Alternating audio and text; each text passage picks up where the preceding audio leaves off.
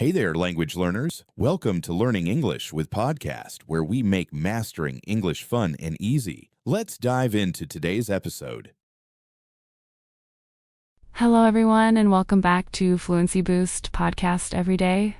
I'm Alexa, and joining me today is Nick. Hi, everyone.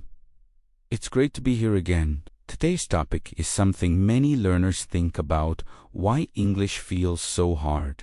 Yes, Nick, a lot of people say English is difficult to learn, but have you ever wondered why it feels that way?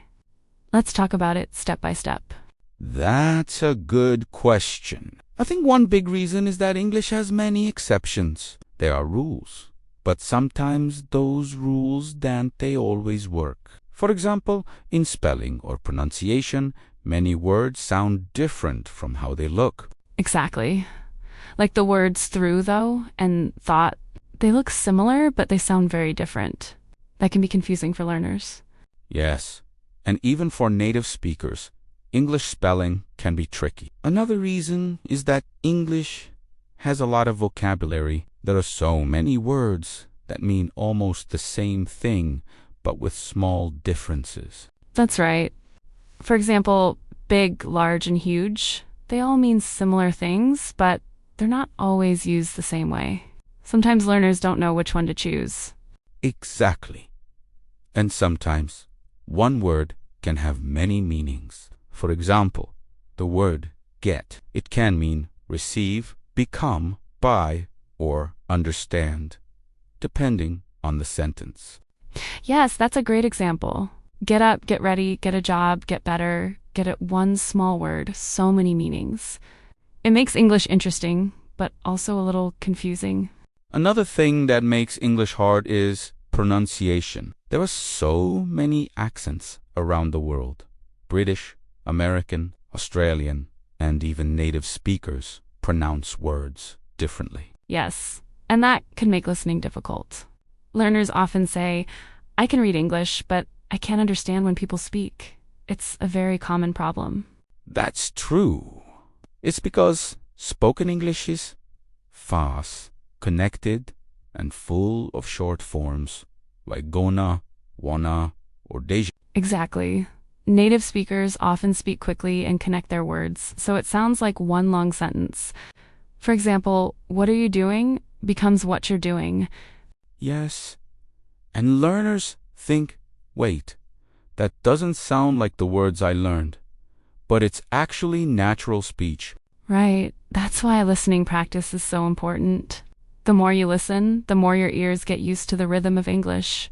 Another reason English feels hard is grammar. Even though English grammar is not as complex as some languages, it still has tricky parts, like tenses and prepositions. Yes, prepositions are especially hard. We say in the morning, on Monday, and at night. The rules don't always make sense logically. That's so true. And verbs with prepositions like look for, look at, look after can confuse learners too. Yes, because each one means something different. Look for means you're searching, look at means you're seeing something, and look after means you're taking care of someone. Exactly. It's like English asks you not just to learn words, but also how those words work together. That's a good way to say it. Nick, learning English is not just about memorizing vocabulary. It's about learning how to use words naturally in sentences. Yes.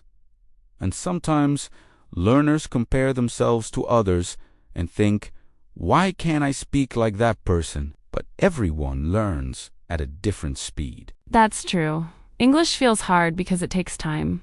It's not about intelligence. It's about patience and practice. Exactly. It's like learning to play an instrument. At first, everything feels strange. But if you practice every day, it becomes easier. Yes, and the good news is English gets easier the more you use it.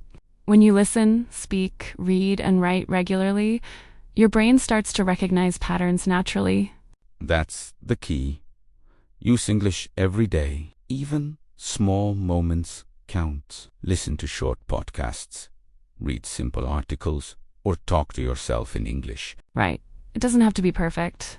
The goal is not to be perfect. The goal is to keep improving. Exactly.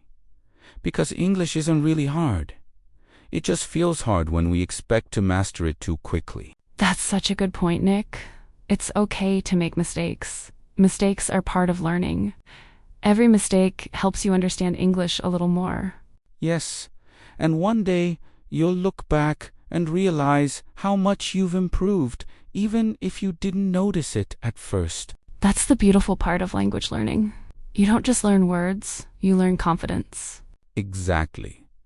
And in our next part, we'll talk about how to make English feel easier, small, practical ways to build confidence and enjoy the process. Yes, that's coming up next, so stay with us. We'll continue this conversation soon. So, Alexa, let's talk about how learners can make English feel easier. What do you think is the first step? I think the first step is changing how you think about English. Many learners say, English is so hard, again and again. But when you always tell yourself that, your brain starts to believe it. That's true. If you think it's impossible, it will always feel that way. But if you tell yourself, it's okay, I can learn little by little, you'll feel more relaxed. Exactly. It's not about learning everything fast. It's about being consistent. Even 10 or 15 minutes of practice each day is better than studying for hours once a week. Yes, that's a great point. You can do something simple every day, like listening to a short English podcast, reading one paragraph, or writing a few sentences about your day. Right. And it's also helpful to learn from topics you enjoy. If you like music, learn from English songs. If you like cooking, watch cooking videos in English. That's a good idea. When you learn from something you love, it doesn't feel like studying anymore. It feels fun. Exactly. And when you enjoy it, you'll remember more. Motivation comes naturally when you connect English to your real life. That's true. And another thing that helps is not worrying too much about mistakes. Everyone makes mistakes, even native speakers. Yes. Making mistakes means you're learning. Every mistake shows you what you still need to practice, and that's how you improve. Right. It's better to speak imperfect English than to stay silent. When you speak, you give yourself a chance to grow. Exactly. And learners can also try speaking out loud when they study. For example, if you read something, repeat it aloud. It helps your mouth get used to English sounds. Yes, that's one of the best ways to improve fluency. Reading out loud also helps with pronunciation and confidence. And you don't always need a partner to practice. You can talk to yourself, describe what you're doing in English. For example, I'm cooking rice or I'm cleaning my room. That's a great exercise. It trains your brain to think in English. The more you do it, the less you need to translate in your head. Yes, and that's one big reason English feels hard. Many learners try to translate every word. But English doesn't always work the same way as their native language. Exactly. So, the key is to start thinking in English directly. It doesn't happen overnight, but with practice, it becomes easier. Yes. Another thing that helps is using short, simple sentences at first. Don't worry about using difficult grammar. Focus on being clear. That's true. For example, instead of saying, I would have gone to the market if I had known, you can just say, I didn't go to the market because I didn't know. Simple but clear. Exactly. You can always learn advanced grammar later, but communication is more important. Yes, understanding and being understood, that's the goal. And when you start to communicate more, you'll naturally learn more grammar along the way. That's right. And I think another reason English feels hard is comparison. Many learners compare themselves to native speakers or other students. Yes, that's very common. But comparison often makes people feel less confident. The truth is, everyone has their own journey. Exactly, you don't need to be perfect. You just need to keep going. The only person you should compare yourself to is your past self. That's so true. If you can do something today that you couldn't do last month, even something small, that's progress. Yes, and celebrating those small wins makes learning English feel more enjoyable. Absolutely. So instead of thinking English is hard, try saying English is new, but I'm getting better. I love that, Nick. That simple change of words can really help you stay positive.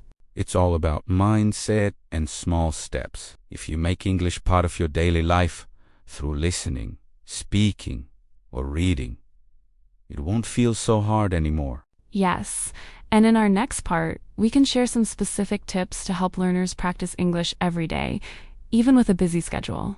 That's a great idea! Because when learning becomes part of your routine, it stops feeling like a struggle. Exactly. That's so true, Nick. Sometimes the problem isn't the grammar itself, it's how people learn it. Many learners try to memorize rules, but they don't really use the language in real life. And English is a language you have to use to understand. You can't just study it like math. You need to listen, speak, and think in English every day, even a little bit. Yes, and that's something we always remind our listeners here. Practice doesn't have to be perfect. You don't need to speak like a native speaker. You just need to express your thoughts clearly. And that comes with time, not overnight. Right. And I think another reason English feels so hard is that it's everywhere. When something is everywhere, movies, music, the internet, people start to compare themselves. They think, oh, why can't I speak like that actor? Or why can't I understand fast English like native speakers? But comparing yourself to someone who's been speaking English their whole life isn't fair. Exactly. It's like comparing someone who just started running to a marathon champion. You're in different stages. Everyone's English journey has a different speed, and that's completely okay. And you know what, Nick? Many people also say they understand English when reading, but they can't when listening. That's another reason it feels difficult. Spoken English is faster, full of connected sounds, and often not the same as what you see in textbooks. That's a good point. In real life, people say things like wanna instead of want to, or gonna instead of going to. And if you're not used to hearing those, it sounds like a new language. But it's still English, just the natural, spoken version. Yes, and once learners start to notice those small patterns, English starts to make more sense. It's like unlocking a secret code. You realize, oh, that's why it sounds like that. I love that, Alexa. It's like a puzzle. The more pieces you learn, the clearer the picture becomes. But at first, of course, it feels confusing, and that's totally normal. Completely normal. In fact, if you feel that English is hard, that means you're challenging your brain. You're learning something new and your brain is growing. That's actually a good sign.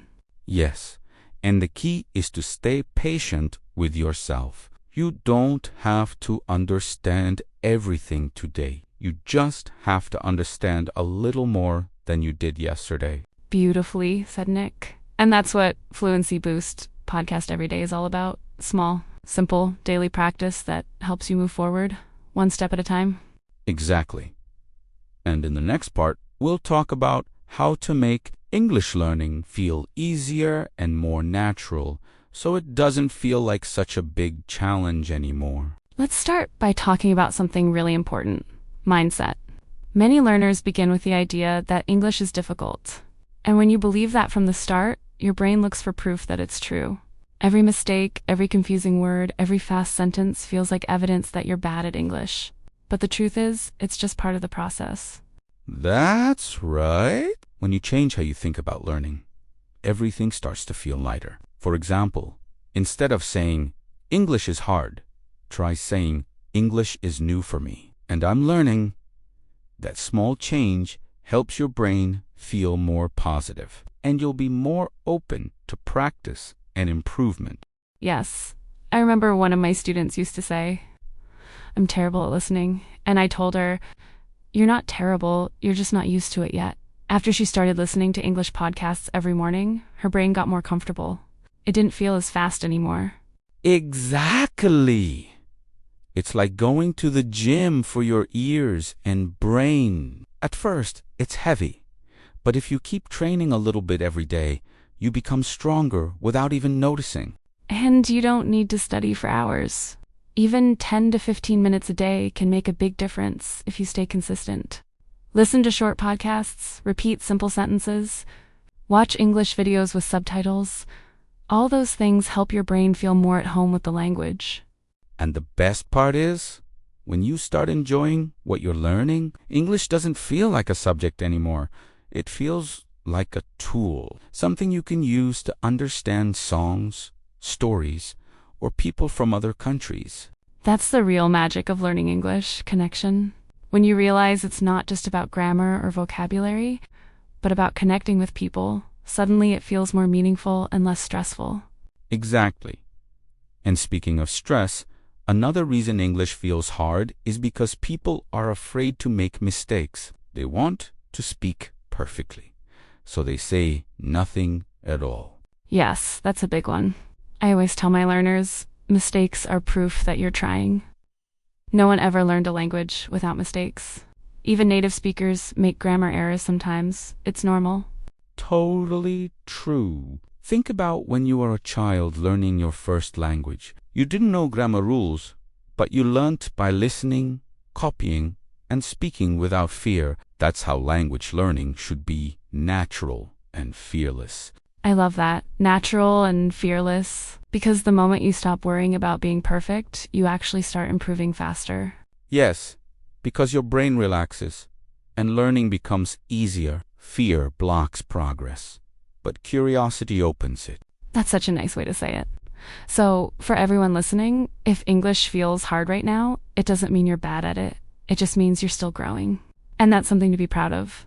Absolutely. You're learning one of the most widely used languages in the world. It's not an easy journey, but it's one of the most rewarding ones. Let's start with something small but powerful: daily exposure. Many learners only study English during class or when they open a textbook. But if you want English to feel easier, you have to bring it into your everyday life. For example, you can change your phone language to English. Listen to music with English lyrics, or even think in English while doing small tasks. Exactly.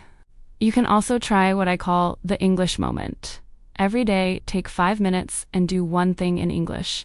Listen, read, or talk to yourself. Even a short daily habit builds comfort with the language over time. I love that English moment. It's easy and realistic, because sometimes learners think they need hours every day to get better, but it's really about consistency. Doing a little bit every day helps more than studying a lot once a week. Yes, because your brain learns through repetition. When you hear or say something again and again, it becomes natural.